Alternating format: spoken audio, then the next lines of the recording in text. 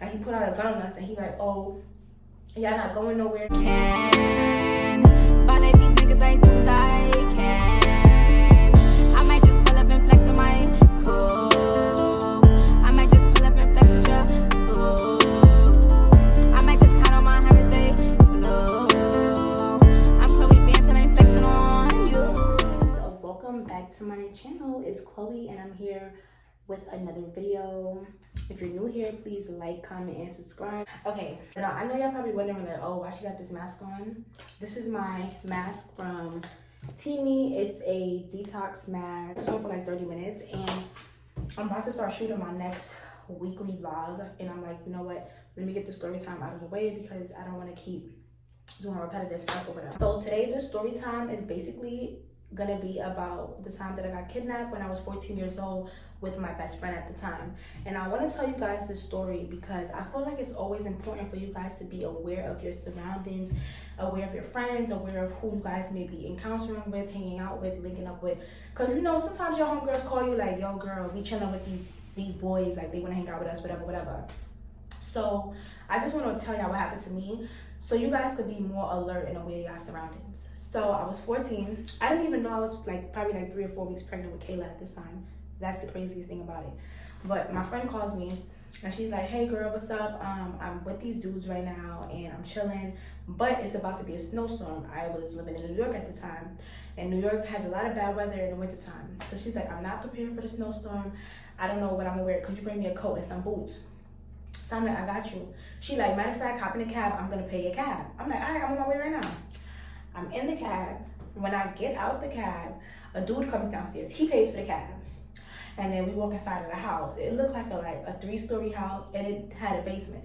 So when we got in the house, he's like, oh, come girl, let me show you around. It was really throwing me off because it's like, why? Let me see how I'm going.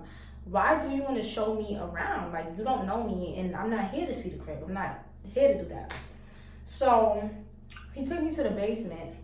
And it was like a mattress on the floor. He's like, yeah, I take pictures of girls. You know, I take a lot of pictures right here. This is where I take the pictures and stuff. And in my 14-year-old mind, I'm really not understanding, like, why are you telling me pictures you take? What are you talking about? Ooh, I'm probably spitting. I'm like, what are you talking about? Like, I didn't say nothing. I told my friend, like, girl, I gotta use the bathroom. So we left the basement and went upstairs. So this is the 2nd floor now. And I went to the bathroom. When I got inside the bathroom, it was no running water inside of the sink.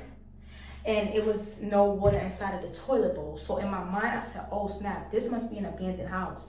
And y'all remember in my 14 and pregnant story, I told you guys that I had a trespassing case already that I was dealing with. You know, that was the first case I had. So in my mind, I'm like, nah, I don't want to get in no more trouble. So I told my girl, I'm like, yeah, I'm finished using the bathroom. I'm ready to go. We out. So we start to walk towards the stairs. And when we got to the stairs, it was this guy with braids, a short dude, and he had 2 braids in his hair. And he put out a gun on us, and he like, oh, y'all not going nowhere because your friend owes me money. So I'm really confused because I don't know these guys. I never seen them. I never knew these were her friends. I never seen her with them, nothing. And they were older guys, like grown-ups. So the guy was like, I can't leave. So I said, listen, I don't have, it was like $300-400. I'm like, I don't have that on me right now. But if I go home, my mom will give me the money. Like, you know, we could give it, but I don't have it right now. And if my mom comes here, my mom's gonna call the cops. Or I don't know how it's gonna go. So next thing I know, he calls these 2 little dirty girls. It was 2 like heavy set girls. A little taller than me, but I remember they was heavy set. And he said that these girls is gonna come with me to follow us to our neighborhood, to my mom, to get the money and bring it back to them. So I'm like, all right, in my head, I'm already thinking like, okay, when we get these girls inside of the cab, I know I'm not supposed to be violent, but I'm like, once we get to our neighborhood, we're gonna jump them, like we're gonna beat them up and we could just run, like, you know, get away, because why would we ever go back there? And if I tell my mom this, my mom is gonna go crazy. So I'm planning that out in my head, but I didn't say nothing. So when that happens, the girls came, the girls is like, actually, we're not going with them because they could just jump us. We don't know who's in their hood waiting for them. I don't know who they got. You don't know. We're not taking that chance. So I'm like, in my head, I'm like, damn. So we end up staying there for hours. Like, and the man with the 2 braids, like, he was just saying really hurtful things, like, saying he would kill us and he don't care who our family is and all of this kind of stuff. And like, he was just saying really a lot of things I don't even want to say right now because, yeah. So the two girls and my homegirl, they ended up getting into it. Now we go down to the first floor. The man with the gun, he's on the first floor with us, and the girl and my homegirl got into it. When they wasn't paying attention, I seen a wrench on the floor and I told my friend to get the wrench. So she had the wrench in like her, inside of her jacket. So that I had, it was like a, you know them pockets that's like, I don't know how to describe it, but whatever. So her and the girl started fighting. The man with the gun got the gun pointed in my direction. So it's like, they just fighting. I can't do anything. But my friend, I'm not gonna lie, she was giving it to her. She was beating her up, like beating her up to the point that the guy with the two braids, he dragged my friend off of the girl and he made her sit down and he started gun butting my friend. Like he gun butted her in her knees, like he was hitting her, like he was doing a whole bunch of like really messed up stuff to my friend. And like I felt so bad because I couldn't do anything. And this is why I'm so numb to stuff, because I've been through so much different type of craziness that it's like craziness is not even craziness to me. It's just like, all right, this is what it is what it is. And so once he started doing that, he like, oh, y'all gonna make my money, da da da da da. Like he was just mouthing off. So the two girls went upstairs. It was a group of guys that came in the house, and like, you know how your uncle look, like, you know them uncles that's like, you know, like, you ever look at a guy and you're like, nah, he's definitely an uncle, like he's older. Like 6 or 7 of those type of looking guys came inside the house and they went straight up the stairs. Me and my friend is on the first floor with the guy with the gun. So now, one of the girls come downstairs. She like, let's go. And she was talking to my friend. So my friend went up the stairs and I heard that one of the doors of the room closed. And like, I don't know what they were doing to her. Like, I don't know if I'm allowed to say this on YouTube, but like, I think y'all know what they did to her. All those guys. While that was happening, the girl came down the stairs and she like, yeah, you next, let's go. And so in my head, I'm just thinking like, yo, this is how it's gonna end for me. Like, I couldn't believe it. Like, I was really like in shock that this was really going on. So I get upstairs and it's 3 rooms upstairs plus the bathroom. The room that everybody's in, the room my friend is in with the guys, and this other room, I didn't know it was in the other room. So the man pushed me into the other room and he told the man, he like, yo, do whatever you want, bro. And then the guy was like sleeping though. He was not fully awake, the guy that was in the room that he pushed me in. And in the room, he had like a Haitian flag and stuff like that. I'm Haitian. And I was like, you Haitian? He like, how old are you? And I told him, I said, I'm 14. And he was like, what you doing here? I'm like, I don't know, my friend. Like, they're doing bad stuff to my friend. Like, I don't want that to happen to me. So I was crying and stuff. And the guy was like, all right, I'm going to let you go, but you have to follow my lead. So he had like this bed that squeaks. Like, you know them beds that squeak against the wall? So he started like kicking his bed so it could squeak. Like, it sounds like we, you know, getting active. So then he brings me out the room. He like, nah, I'm not comfortable up here. I want to bring her downstairs. Like, I need to be totally alone with her. So he says that throws them off. They thinking he's going downstairs with me. And the girls was like snickering, like laughing at me and stuff. And that's really messed up. Like, you a woman and you watching this happen to other women. Like, what if you have a daughter? You don't have a mother. You don't have a sister. Like, how? Every time I think about that, it's just so disgusting. That's why I push it all the way to the back of my mind. So the guy brings me downstairs and he let me out. But he said, please just go. Like, I'm letting you go. But he said, don't call the cops because I have a warrant. And if they come here, I'm going to get locked up. So I did. I left and I went 2 or 3 houses down. And it's like, I know I said that I wouldn't call the police because, you know, he kind of saved my life and let me out. But I had to because my friend was still in the house. Like, this was my best friend at the time. So it was these Caribbean people that lived a couple doors down. I don't know where they was from, but I know they was island people. And they was like, oh gosh, like they had like, I don't know if that lady was Trini, but they had accents. And she called the police and the police came and like the police, like I was so scared because like I never called the cops for nothing in my life unless I'm going to the hospital or ambulance. But this was a different type of situation. Like this is a rape type of situation. Like this is happening to my close friend at the time. So the police came, the police raided the house, and they arrested everybody inside the house. Even my friend was arrested because they didn't know like who was who. Like they arrested everybody. So then I told the police, I'm like, no, this is my friend. Like that's my friend. They did all of this to her.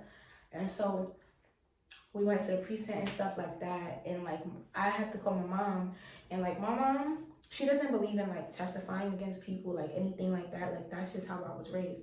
So my mom never allowed me to go further with the case, like as far as like, oh, going to court testifying. Like my mom didn't give her consent, and the cops kept coming to my house subpoenaing me. But my friend, she was able to testify, and I supported her. Like I went to her court date, but I never took the stand because my mom was just not jacking it. Like she was not.